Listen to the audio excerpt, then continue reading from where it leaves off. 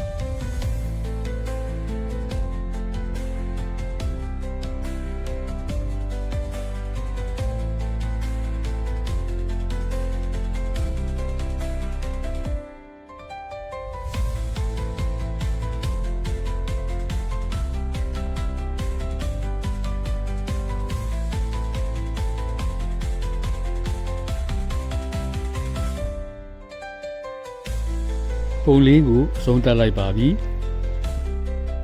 မြင်ငန်းပြုခဲ့တဲ့မူရင်းပုံကိုလည်းရှင်တွဲဖော်ပြလိုက်ပါတယ်